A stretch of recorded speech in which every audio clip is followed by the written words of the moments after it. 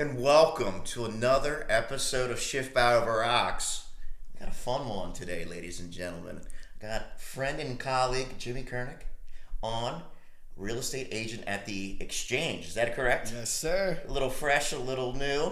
Yep. I'm very excited to be a part of it and very excited to be here. I'm about to say, though, we can talk about the Exchange a little bit. You're a real estate agent. What even caused you to want to get into that world, man? Honestly, I went to school. I got my undergrad in pre-law. Was going to go to law school. See, I didn't even know that about you. Pre-show. And then I just decided, debt to income ratio from law school, the hours, the starting income. There was a lot of factors that kind of pushed me against it. I just graduated college. I'm going to go out and enjoy myself. Spent basically the whole summer vacationing before I decided to lock in the real world. And then when I got done, I was like, I'll just take a gap year, get into sales. How hard could that be? Just being charismatic, talking to people, helping, get the product to the client, customer, however that works. That's what it seemed like prior at the time. Right. And then I was like, I'll just start in car sales. Like, that'll be fun. And it was. And then I kind of worked really long hours, a lot of days, missed out on social events, and was like, what can I kind of do that I can still provide that same, experience and service, but have a better flexibility on my schedule, and then I kind of stumbled into real estate and kind of took off from there. It's kind of funny, though, the fact that your team lead, someone you really worked with the past couple of years, Judd Gimmel, very similar background, man. Absolutely. Was like, for folks out there, former athlete, real big into sports, gets into car sales and literally real estate. Yes. Yeah. No, we are very comparable people. I mean, having him as a mentor, even an older brother figure, we kind of had the same trajectory, and he's had a lot of success in everything he's done due to his work ethic and discipline and all that kind of stuff. I'm putting all that into my life too, and definitely seeing the results from that, not only in real estate, but fitness, social life, all that kind of stuff that we both similarly do. So it's been a great fit, and I couldn't be more thankful for the opportunity to kind of join with him, and I'm excited for what the future holds with that. How do you guys link? Because just for folks out there, I think it's fascinating where a lot of times people get in real estate, they bounce around. Right. You were able to find a natural kind of landing pad with him, able to grow. Yeah, how that kind of worked out is I went to preschool with his cousin, and that's kind of his little brother, and I just kind of reached out to him because I had some friends get into real estate. They all kind of either went in solo or joined some agents who, they've had the experience doing this 20 plus years, might not kind of have the same dog in them that they used to just because of all the repeats and referrals that they've earned and worked towards over the years. So wanted to get with Judd because I saw his signs in business everywhere. Knew he was a young guy like me, hungry and motivated, trying to get his way to the top. And I figured it'd be a good match. Linked with him, kind of laid everything out there over lunch. And he's like, I'd love to take a chance on you and expand the team. You seem like something that can coincide really well with me. And it's been great. It's like a big brother, little brother dynamic. I mean, we talk about it every day, but even yesterday at our grand opening, 7:30 in the morning, I'm texting him talking shit, and he's like, here we go, just another day. Speaking of grand opening, I know you guys came from one brokerage to something really exciting with the Exchange. You want to share a little bit about that? Yeah, so I started my real estate career just over 2 years ago at Berkshire Hathaway. That's where Judd started. He was there, I think, 7 or 8 years. I think he's approaching his 9th year right now. And he was always been a great guy, always talking to me. And Judd, he was at Inch & Co., left, wanted to start his own thing. And the biggest thing about the Exchange that we were all kind of excited about is the 4 Fs. In that order, it'd be faith, family, fitness, and finance, and that's kind of what the brokerage is all about. Okay. It's a new small boutique one, and obviously faith is huge to me. I'm a God-fearing man, born and raised Catholic. I wouldn't be here today sitting in this chair with Paul if I didn't have, that kind of support and structure in my life. It's really cool for you to openly say, too. Absolutely. I think I just had a conversation with a friend of mine before recording. He's a little older, but he complimented, not necessarily me, but our generation, where he's like, I'm seeing a change for the better where you guys are being way more open, talking about God, faith, not preaching to people, but it's this, let's be honest to why we're here and doing things at the end of the day. Oh, yeah, 100%. I mean, I see it all the time, especially people my age. And I mean, statistically, I'm sure like people in their 20s, 30s, this and that. I mean, I think faith is bigger than ever. You see professional athletes all the time, post-game interviews and everything like that. Dude just had a giant game, and the first thing not thinking of himself. It's thinking, yep, thank the man above. So I think that's definitely huge. Faith is a big part of it. I mean, family's huge. Growing up, 3 sisters, mom and dad, great family life. I mean, just being a part of that and seeing that structure kind of trickles into the brokerage. I mean, Judd's family life's great, Seagulls, so it's just like having that there. Then we got fitness. If you guys don't know, I definitely spend a lot of time in the gym, 6-7 days a week. I take pride in that, whether that's weight training, running, all that good stuff. So all of us kind of put that in there just because, health is wealth. If you don't take care of yourself, it doesn't matter, how many material things or money you don't have, or even like a prime example of Steve Jobs, richest man in the world. Doesn't matter how much money you have. He passes away in his 50s just because, his health was deteriorating. So that's kind of huge. And just finance, taking care of your finances. I'm huge in investing, whether that's real estate, stocks, 401k, all that kind of good stuff, just setting yourself up for the future. You can never save and invest so much. So I think, at the exchange, the 4Fs is, the keystone of what we have going. And a lot of people in the industry, from different brokerages outside of even Berkshire are starting to jump ship or talk about it just because they also, find all 4 of those things highly important to them, and it's cool to be a part of it from the beginning and be there for the start of it. And I think Judd made a great idea making the jump, and I'm just happy to tag along with him. Yeah, no, it's brand new in a way. Yeah. So I mean, this will come out in a couple weeks, but with that being said, it's you guys are year 1, Yep. running and gunning. I mean, outside the culture, which I love hearing, that's something new to me, and it's I think something whatever you're a business or a team, you need to have your own kind of sauce. Yes. And you need to keep prepping it and keep being mindful of it, because that's what keeps, whoever's involved, like, in it and invested. Oh, yeah.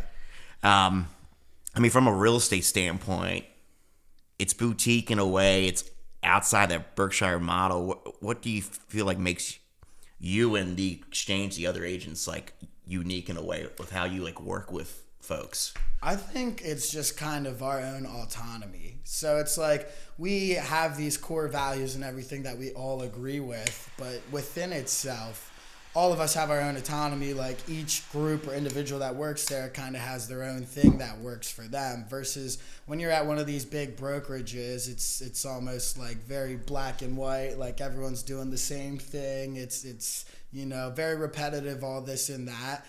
We kind of all take our benefits, what we're really good with, and roll with that in a different way than one another, where I might be, really good at, catering to first-time home buyers or this or that, and then someone else who's been in this for 15, 20 years, they might have the older demographic, and it's not necessarily that we specify in those one things in general, but whatever really kind of works for us, and based off our personality, our characteristics, all that kind of good things, we can just roll with it and do what we want, versus being a little more cookie cutter like those bigger brokerages are.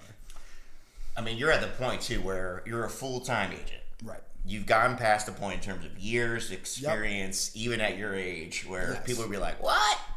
He did it, ladies and gentlemen," which is cool. Yep, appreciate that. What was I going to go with here? I'm losing my train of thought now. I'm going to have a little sip real quick. Might be the ageism. Ooh, shoo! Yep, I mean, I'm losing my mind a little bit, ladies and gentlemen. Kidding. But I feel like you probably seen a lot where agents like you, and I've had Judd on, and I know a couple other folks in your industry, you really got to be relationship based. Yes. Where I feel like a lot of folks in the real estate field get it wrong, where they're super transactional. Yes. And they burn people, and then all of a sudden people don't trust them.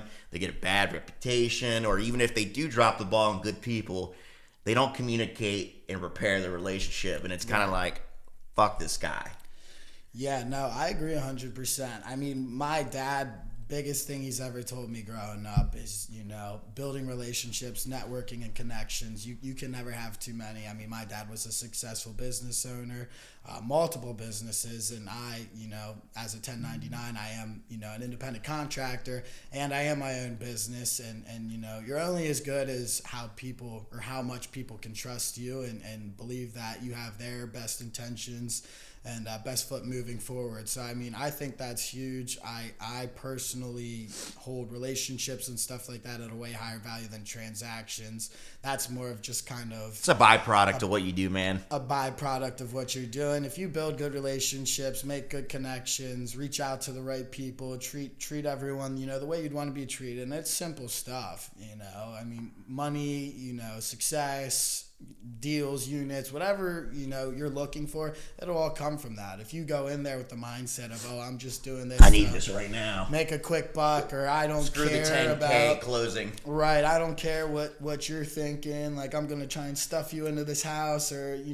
get rid of this so we can do that. It's not worth it. I take pride in making sure that my customers and clients have the smoothest, easiest transaction possible, and there's nothing more rewarding than getting a text or a review or email after, or getting a referral from someone like Jimmy treated me so well that, my aunt wants to work with you, or my nephew, or whoever. That's a big deal too, man, when it comes to referrals.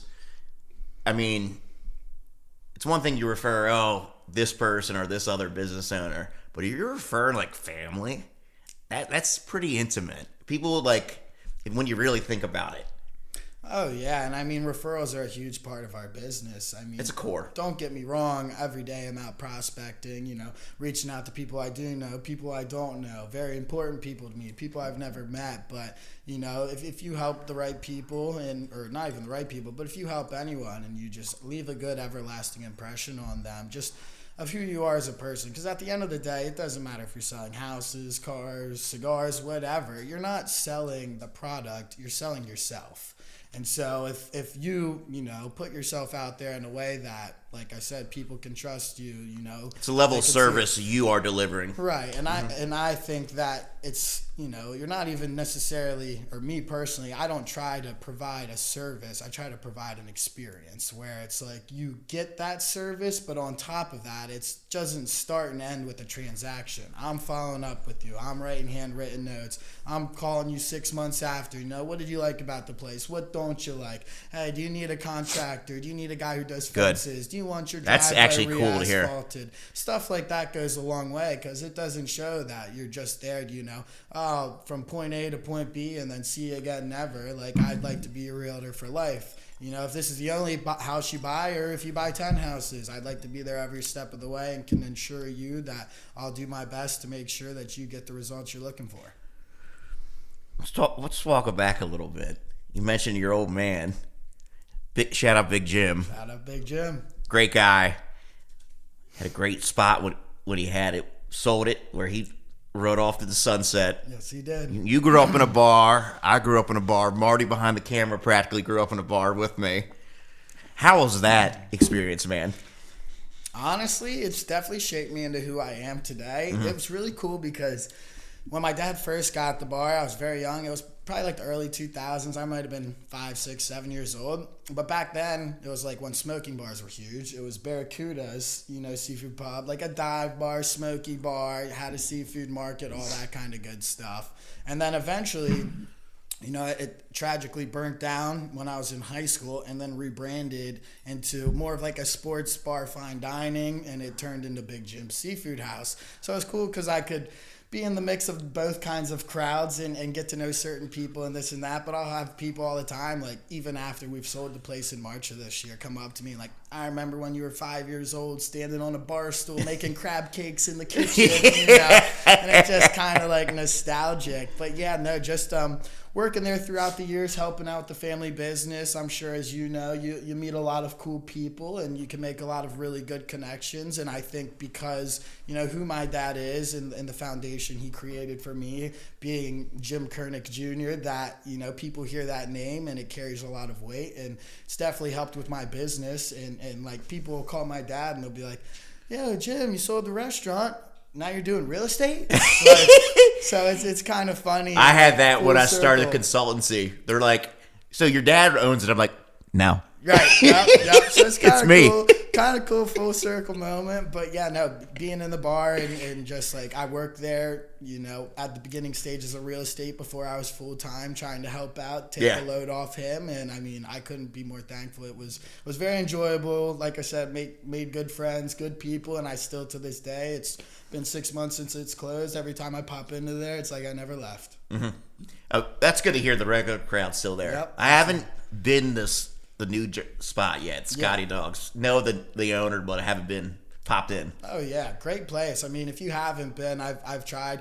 Now my dad's place was more seafood. Once Travis bought the place, Scotty Dogs has smoked meats, all that kind of stuff. He's big on that. Pit beef is delicious there, but even still, the seafood, all that good stuff. They run good specials. He's very involved. They expanded the kitchen, got a lot of good things going. So it's really cool to see him build off of that, and I wouldn't want anyone else taking over my dad's spot than him. He's doing a great job with it. Now I don't know about you, but I mean I did a little bit like what you did, like working where I was doing. You said the crab cakes. I was doing prep work when I was a kid in the back, and dishwashing and bar backing, and then doing orders for them and bartending. You see the best of people, but you also see the worst of people, even if they're good people. But I tell folks, and I'll just share with you and then people checking this out, I think anyone who deals in client service, would it be a real estate agent or your consultant or you're in some kind of professional service, I think you have an upper hand if you were in the restaurant or bar industry at one point or another. Absolutely. Growing up. At least for a year. I agree 100%. If you're a waiter, waitress, server, maitre d', bartender, whatever, because you see the best and worst in people, and sometimes the best people get pretty shitty, and it's just how do you deal with that? Like, hey man, gotta cut you off. Yep. And then sometimes it's just too. It's just like, let's say someone's really emotional with the transaction. It's like you gotta keep them cool and calm. Even if they have all right to be freaking out, Oh yeah, there's definitely the good, bad, and the ugly in every industry, and like you're saying, cutting people off, or they complain about this thing that came out or that thing that came out, and a lot of people get confrontational or over emotional and everything like that. And it's best to just keep things calm, make sure that you're empathetic and you hear what's going on, but at the same time, there's a standard that needs to be upheld, and we kind of got to stick to that. I've had times, I've had to talk people off the ledge in different circumstances just because they're moments away from a meltdown. And granted, it happens, but at the end of the day, making sure that, in a bar scene, if you're cutting someone off, that they're safe, because I'm responsible at the end of the day. Or in a real estate transaction, people, something goes wrong, they get really upset. And granted, you have the right to be upset, but it's not anything that you can't work through. So, just putting your minds together and taking a deep breath and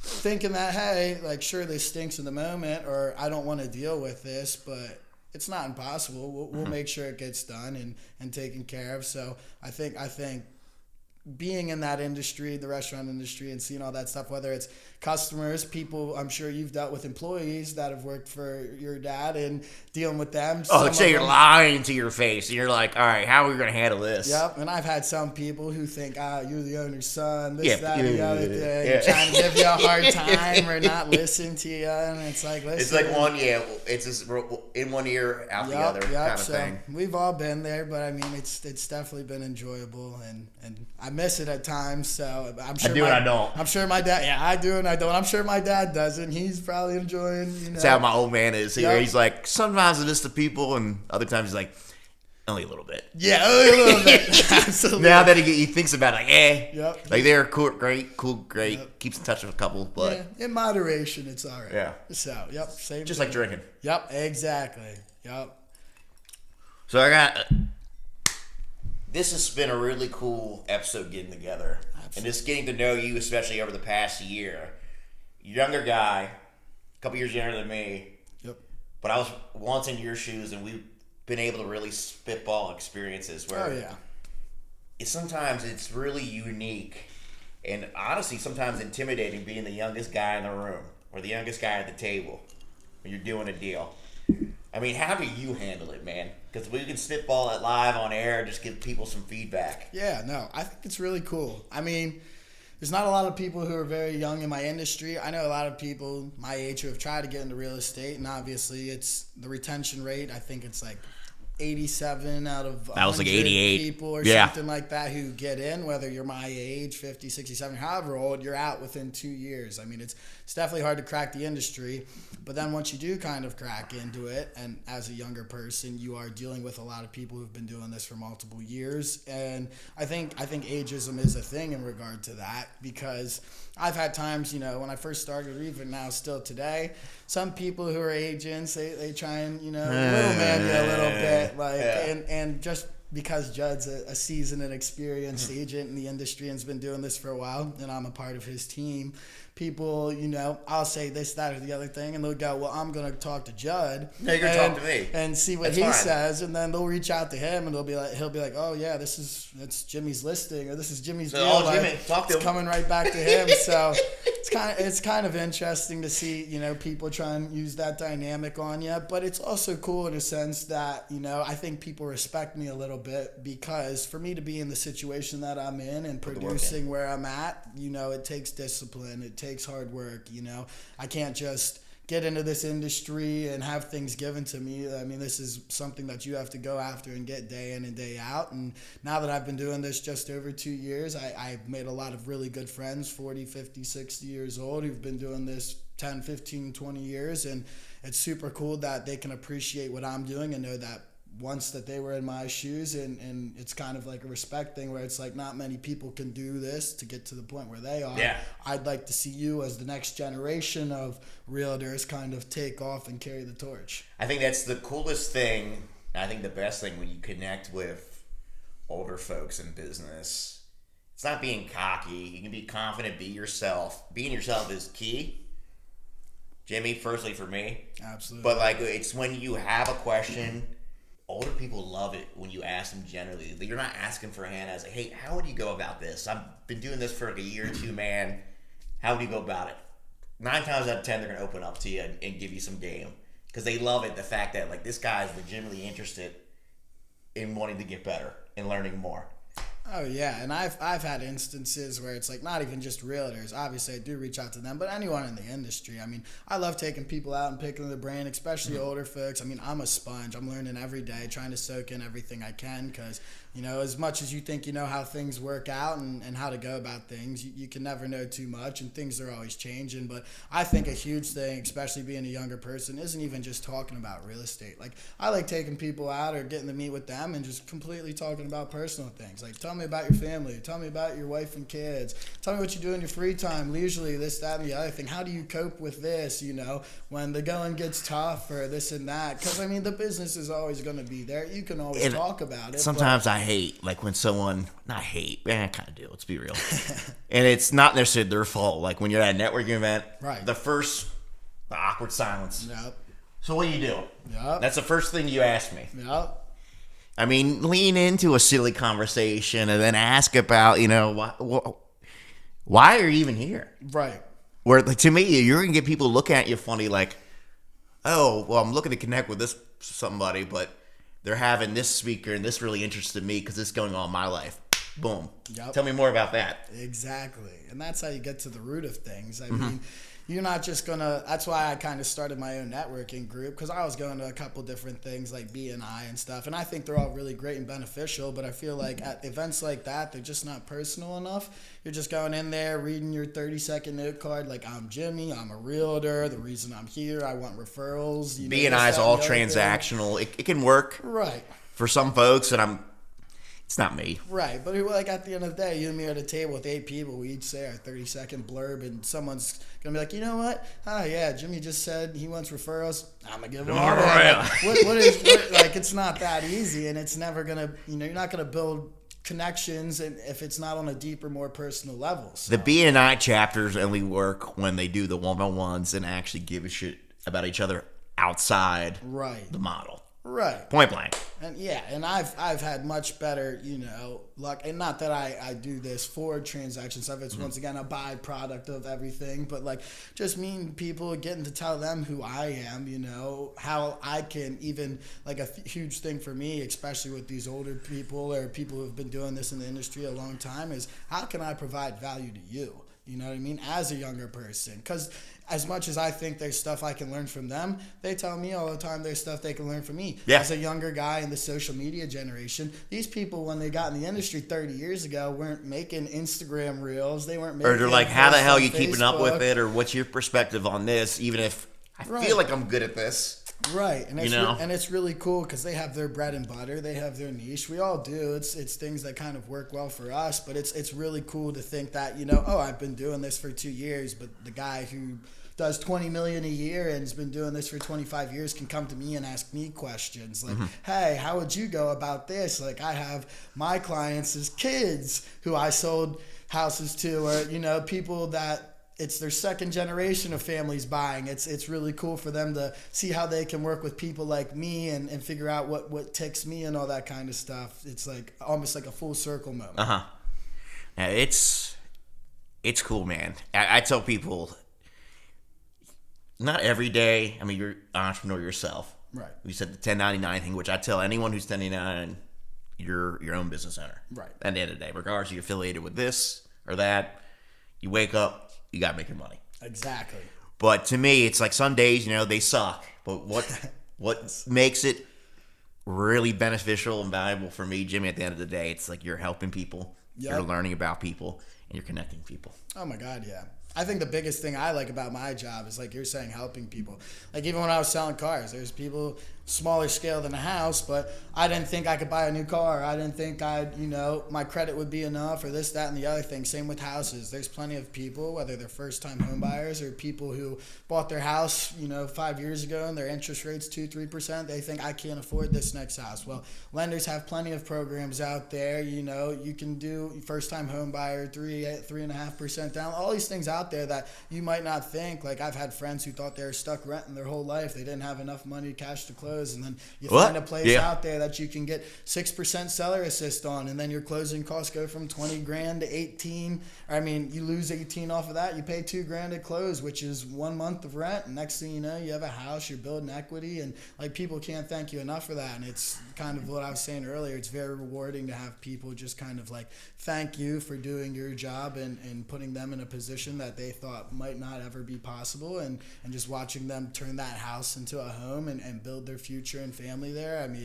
It's very exciting. It's kind of like an adrenaline rush. Like it keeps you coming back. It is. You want to get that feeling again? It's a kick, ladies and gentlemen. People talk about like adrenaline rushes. To me, I think what you just said is the most positive thing you can do if you're doing the right things and being intentional. It's the best adrenaline rush in the world. Yeah, no, it doesn't get much better, and that's my favorite part about my job. Don't get me wrong, I do like going out, meeting people, socializing. I'm a social butterfly. It's fun, but when it gets down to the nitty gritty and making sure that people, like I said, who are like, man, I'm gonna be stuck renting until I'm 40, or I need a dual house income, or I need this, that, or the other thing. It's like all we need is a plan. Talk about what you need, what works for you, and we just put everything in line to make sure we can get to that outcome that you're looking for. And it's a lot easier than you might think. I'm about to say, you're all this stuff in there. Yep. You're already working on it, but especially folks your age and my age, it's just let's hit it. Absolutely. You got to start somewhere, and that's the biggest part, is just starting. You know what I mean? People are scared. It's like anything in life, going to the gym, people a lot of times, once they get to the gym, that's the easy part. But physically driving yourself there, getting yourself in the door is 50% of the battle. Same with buying a house. Same with building your business through marketing or social media. You might be intimidated. You might be scared. Spending the money, it's like, what am I going to get, Right, exactly. And it's 100% right there. I just signed up to put a banner in my high school gym. I'm a coach there for 3 years, cool. Proud alumni. It'd be cool to see myself up there, sign a 3-year contract. Sure, it was a good bit of money, but at the end of the day, in order to make money, you have to spend money in order to make money. So it's like, it's good local community presence. Right. And here's the thing, even if the kids or not necessarily buying houses, the parents are going to see it. Oh, yeah. And even furthermore, I coach a lot of them. Like, I'd be surprised if one of them doesn't get a ladder, draw like a mustache on Sharpie, something like that. I mean, kids. So it'll be a good thing to get that up there. But like you're saying, I mean, if you want to do well for yourself, you got to take that leap of faith. And it's not just doing well for yourself, but anything in life. I tell folks, and it's not just money, but quoting the words of Robert Meek Mill Williams, scared money don't make no money. Absolutely. But Marty's singing for last call. You can have your own words, Jimmy. It's been fun with you today. Oh, yeah. But I got one more question for you. Yeah, absolutely. Talk about socializing. You're big on growing up with sports in your faith. Tell a little bit more about you outside of real estate, so people just kind of know a little bit more about Jimmy, just to get a little flavor. Yeah, just a little bit about me. I think, I'd say for me personally, a big part of my life obviously is faith. Talked about that a good bit. I mean, I'd say faith is huge for me and family, and which is another reason why I joined the exchange. I wouldn't be there without them. Outside of real estate, my interests and hobbies, I mean, I love doing anything active outdoors, living on the river my whole life, boating, fishing, all that kind of good stuff, shooting guns.